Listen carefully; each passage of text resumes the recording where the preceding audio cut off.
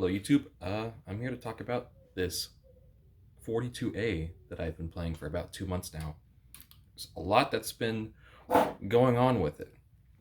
So just starting from the bell, this is a Corporation silver-plated bell, and it just rings really well. I'm not sure how to explain it, but I didn't even notice this until after I made my last video, my last long video, that when I was playing it and I was holding the slide with my fingers kind of out, and my fingers were hit the bell like this one time, and I could feel like the vibrations like throughout the whole instrument. Like my hands could feel the vibration like multiple times. It was like woo woo, and the bell just rings spectacularly. I have no idea how it rings so much, and it comparing it to my bass, it just rings so much, and when I tap it, I can feel like the vibrations throughout the whole instrument. And this definitely transfers to playing. I would say, B flat to B flat octave. That octave, I can push it a lot more, and it just gets this huge, quality to it, and it just rings really nicely. For example,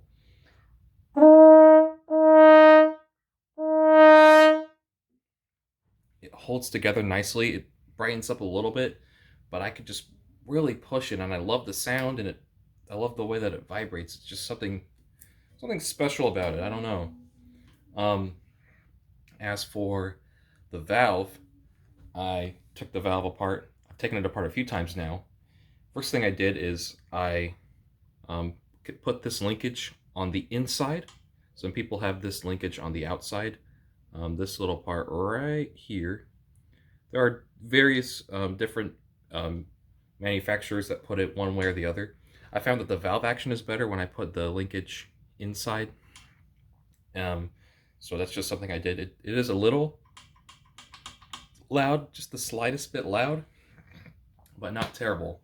I also found out that the valve core was on upside down when I got it, which is not a super bad thing, because as far as I can tell, the valve core is symmetrical. So if you put it in 180 degrees the wrong way, it still aligns and seals. But one thing I noticed is that probably can't even see it. I can't even see them. About right there, there are witness marks. And up there is another witness mark. And I think that's also where the other witness mark is. And those are supposed to line up. It's really hard to see, but there actually are witness marks on the Hagman. And they just weren't lining up at all. So when I put it in the other way, it matched up. And the valve does move a little better now because of that. There's no like little scratches to it or anything.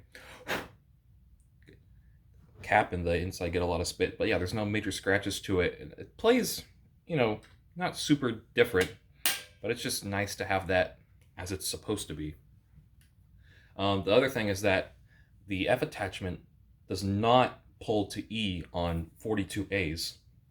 I assume that this tuning slide here is probably the exact same part that they use in the 42T and probably the 42AF and maybe even the 47. Or if not, if not, it's really similar. But I'm pretty sure it's the same part that they use at the 42T. But I think they, because of how the wrap is built, this leg just can't be as long. So it's just shorter. So you can't pull it out to E. You're like 40 cents sharp from in tune at 440 for a low E. You can still pull it out enough to get a C in 6th position.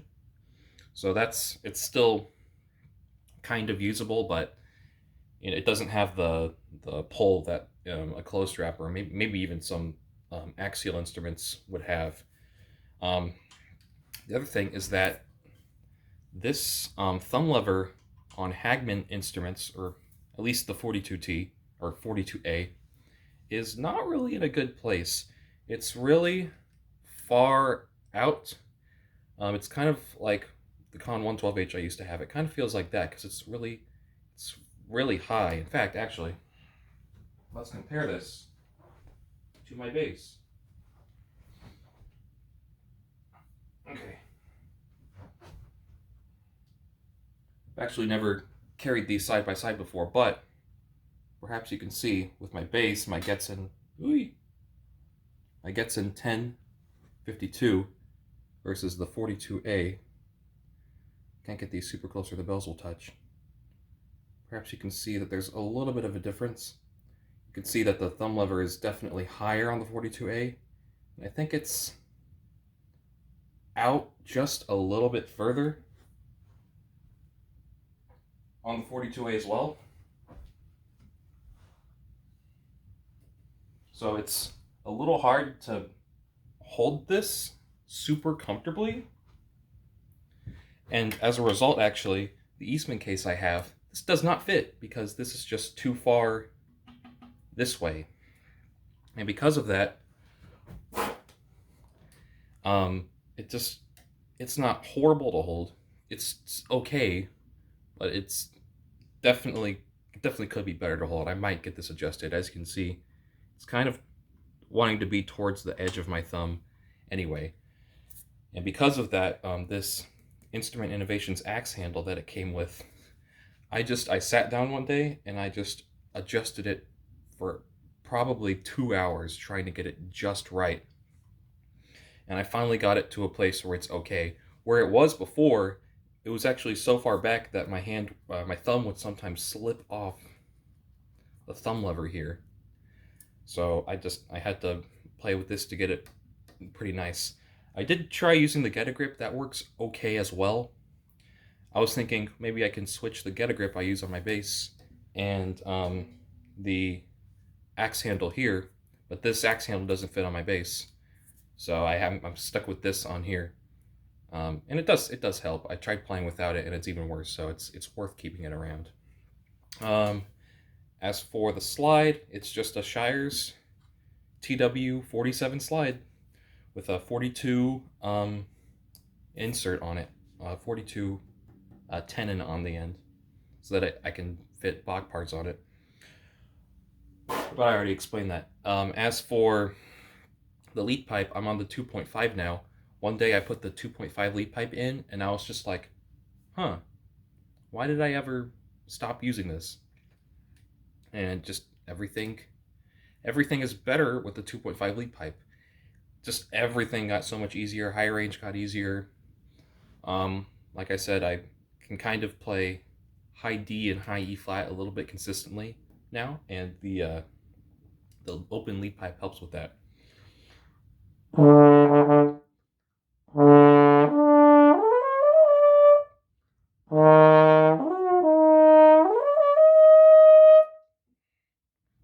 And that's something that I've never really been able to do before, because well, first of all, I've been playing bass mainly for the better part of a decade, so I've never really gotten to practice tenor, but just the way that this is set up, the high range is really easy. I'm not holding it up, it just slots. I still sound bad, but it just slots really nicely. And I don't know if I've talked about my mouthpiece before, but I still have this Griego 5. It's just the only large mouthpiece I have that's proper for this instrument, so it's just what I use. I like it. This is the New York blank, just plain old bog standard Griego 5. The rims are nice and thick on these, which I really like, a thick rim. And I think these are a little bit tight of a mouthpiece, just a little bit tighter of a mouthpiece than maybe Greg Black's or other Griego models. But I think that the combination of really open horn plus a little bit of a tighter mouthpiece, they kind of work together, and the mouthpiece gives a lot of resistance and the rest of it's pretty open. I think that works out pretty nicely for making this play good for me. So yeah, a lot of things have been happening with the 42A. I almost said 42T again. A lot of good things happening with the 42A. I'm getting a lot better, mainly because I'm kind of motivated to practice because I have this cool instrument, but I think the instrument's some of it too. It just works really well for me. Oh, one thing. The more open lead pipe helps everything except the low range did get just a little worse, but since I'm mainly a bass drum player, I can still handle it. But it's still a little bit harder to center, but nothing horrible.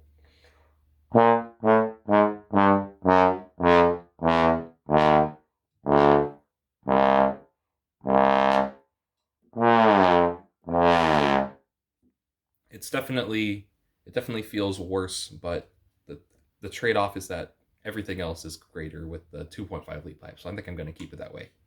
See ya.